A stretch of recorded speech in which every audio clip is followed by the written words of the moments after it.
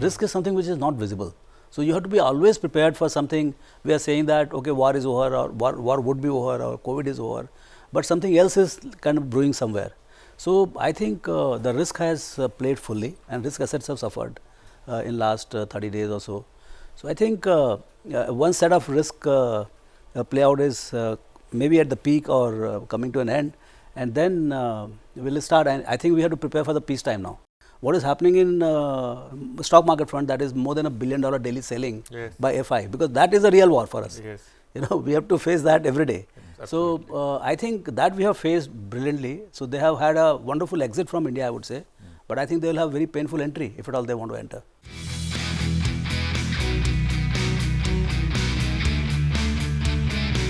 The world is very interdependent, whether you like it or not. I mean, the world is, the NATO allies are dependent on China and Russia, and China and Russia is also dependent on other side. So they have to accept this fact, and then at some point of time they will realize that enough is enough. Let's get back to the taking care of the economy. So I think right now it is punishing the economy the top priority rather than taking care of the economy. So I think as the settlement happens, the whole thing will change. And so I think investing has to be bottoms up right now. To say that this sector is going to be, I mean, yes, at one level you can say, but still I think a lot depends on the strength of the companies, how they are going to negotiate.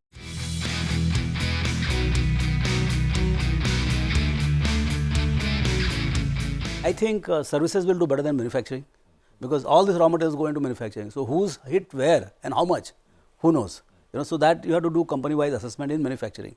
You know, if you're using too much of nickel, I don't know what is going to happen to that company's raw material cost, and can you really pass on?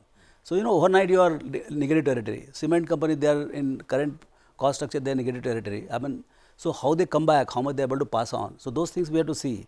But at the same time, services companies like say IT, banking, insurance, all these companies are broadly not impacted. Even broking, I mean, we see that it is not impacted.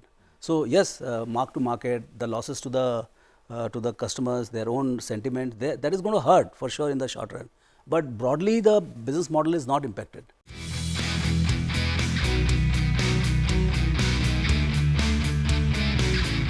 They are the 4-5 banks who are going to underwrite the entire India growth story. And the asset quality fully provided, credit cycle is on an upward swing, and credit cost cycle is on the downward swing. What more you want? And then there is a 15-17% natural growth.